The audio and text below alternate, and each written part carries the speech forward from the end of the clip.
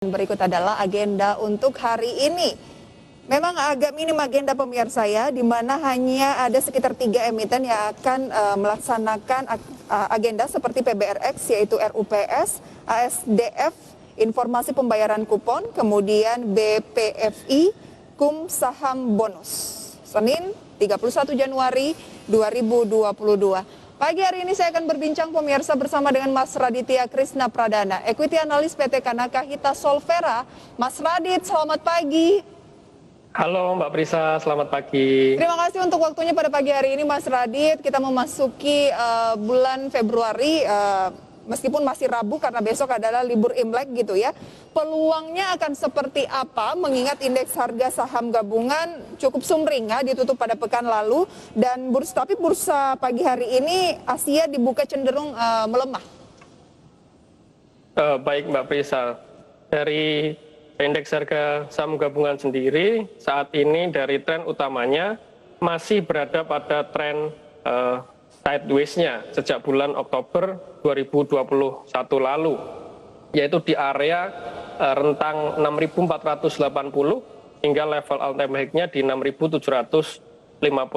Namun kami menilai closing pada kemarin Jumat dengan penguatan 0,52% ke level 6.645 dan Wall Street yang ditutup menguat juga pada perdagangan hari Jumat waktu Amerika Serikat, membuat kami memproyeksikan tampaknya akan membawa IHSG masih akan melanjutkan penguatan.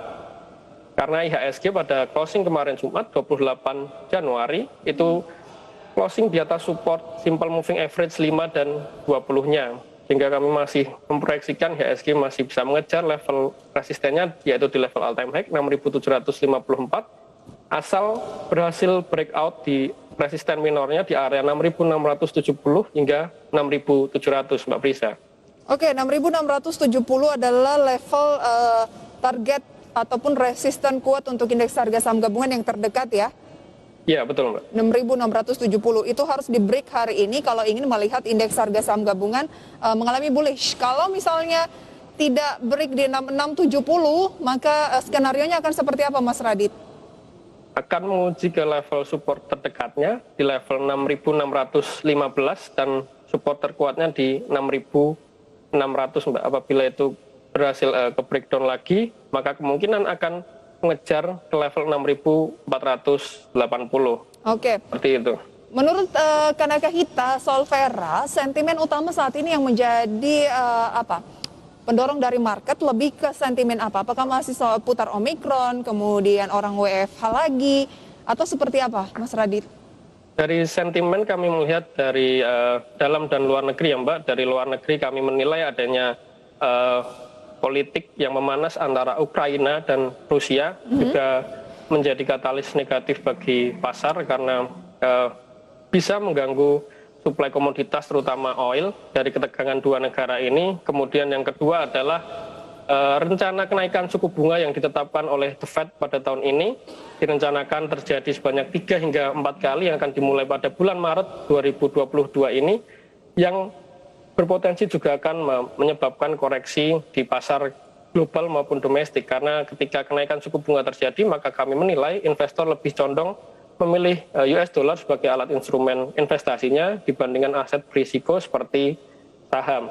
Dari dalam negeri sendiri Mbak, kami mengamati bahwa kasus positif COVID-19 akhir-akhir ini kembali meningkat ya Mbak, terutama sejak tanggal 24 Januari hingga 30 Januari kemarin. Dan di 2 hari terakhir di tanggal 29 dan 30 Januari, kasus hariannya kembali berada di atas level 10.000 kasus per hari. Per tanggal 30 Januari kemarin, kasus harian COVID-19 di Indonesia sebanyak 12.422.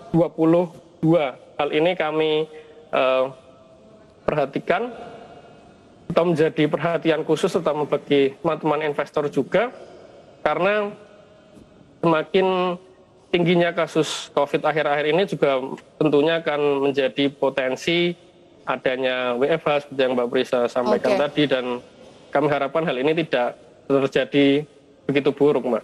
Dua sisi begitu ya, dari eksternal dan juga dari internal. Betul. Strateginya bagaimana menghadapi sentimen dari eksternal maupun dari dalam negeri sendiri yang tampaknya memang agak negatif gitu? Betul, dari kesimpulannya memang katalis negatif, tapi kami yakin bahwa kondisi makroekonomi Indonesia saat ini masih cukup solid, tambah dengan inflasi yang masih rendah dan suku bunga Indonesia juga masih ditetapkan 3,5% di bulan Januari 2022 ini.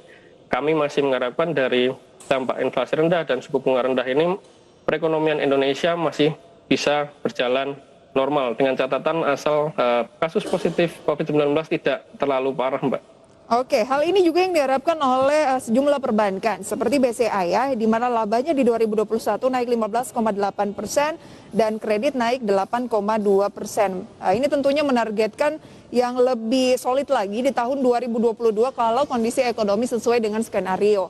Nah, bagaimana proyeksi dari BCA dan juga Bank Mandiri ini yang baru merilis kinerja untuk tahun 2022 nih?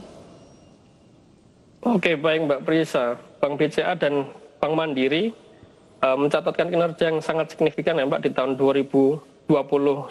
Menurut analisis kami, hal ini selaras dengan pemulihan ekonomi nasional yang sedang terjadi saat ini. Karena hal ini didukung dengan kebijakan dan stimulus-stimulus pemerintah yang dilakukan sejak tahun lalu untuk berupaya memerangi dampak dari pandemi COVID-19 sehingga dapat meningkatkan roda perekonomian di dalam negeri.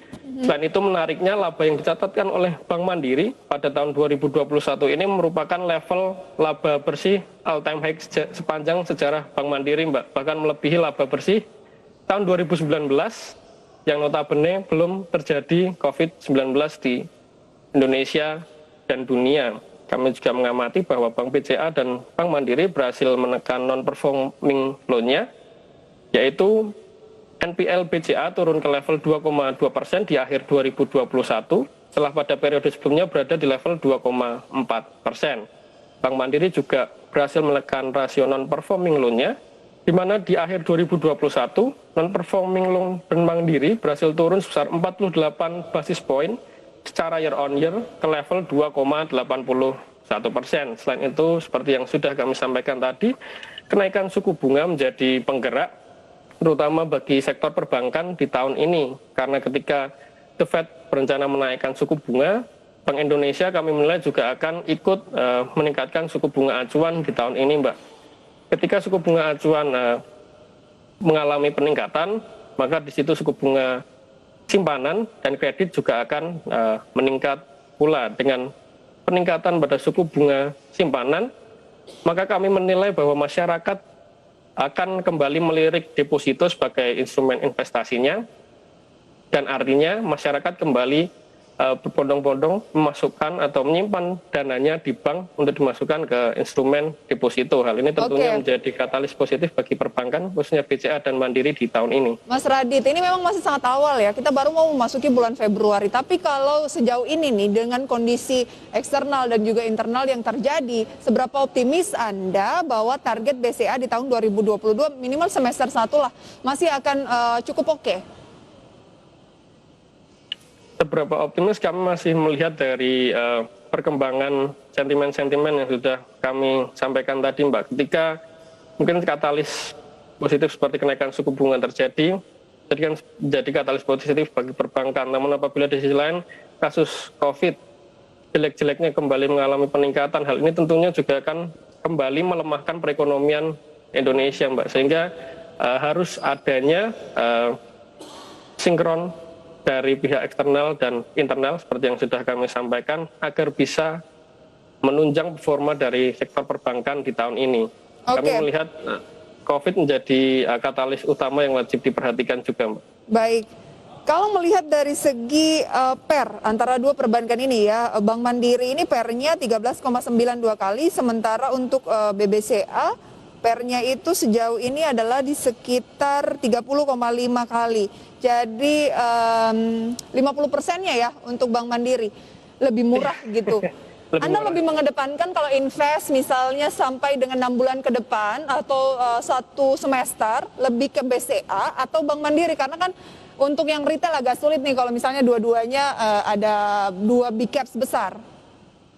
Oke Mbak Prisa, dari segi PER memang kami lihat Bank Mandiri lebih murah ya Mbak, namun sebagai investor ataupun trader yang cerdas, kita juga melihat sisi-sisi lain yang perlu kita amati sebagai risk reward-nya. Kalau dari sisi teknikal, kami melihat bahwa Bank Mandiri kemarin 3 hari lalu pada 26 Januari 2022 berhasil breakout area sideways-nya selama dari Oktober 2021.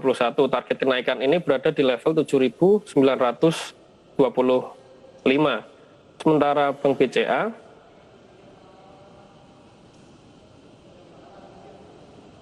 Mas Radit? iya Mbak. Oke. Jadi Bank BBCA BCA atau Bank Mandiri?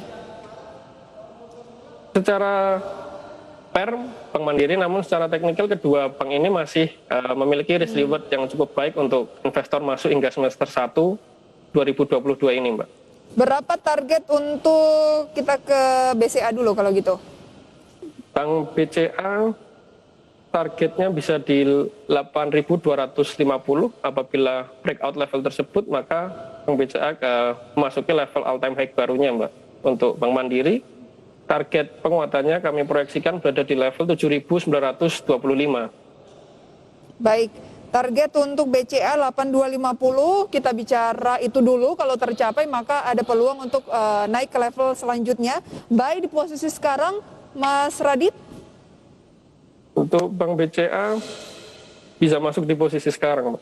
Bisa masuk di posisi sekarang 7775? Betul, dengan level support 7.550. Oke, support 7.550 by 7775 atau current price. Target terdekat adalah 8250. Akan lebih confirm kalau mampu break di posisi tersebut ya Mas Radit ya. Betul Mbak Prisa. Bank Mandiri secara teknikal ada target penguatan ke 7925. Nah, support di level berapa? Support Bank Mandiri sendiri berada di level 7.500 Mbak Prisa. Oke. Namun kami kalau melihat Bank Mandiri lebih menyarankan untuk buy on weakness, karena sepanjang 4 hingga 5 perdagangan terakhir Bank Mandiri selalu ditutup mengalami penguatan, sehingga kami meminimalisir terjadinya koreksi-koreksi normal, sehingga kami menyarankan masuk buy on weakness untuk Bank Mandiri. Buy on weakness untuk Bank Mandiri, sementara BCA buy. Nah, kalau buy on weakness, cermati jangan sampai break di bawah posisi 7.500 ya untuk Bank Ya, Mandiri. betul, Mbak. Itu adalah tahanan kuatnya, Anda boleh cicil beli, ada target ke 7925. Itu dia pemirsa rekomendasi untuk BCA dan juga Bank Mandiri, dua bank besar yang baru saja merilis kinerja di 2021. Harapannya kinerja 2022 lebih baik, berikut juga pemirsa dari kinerja sahamnya ya. Oke.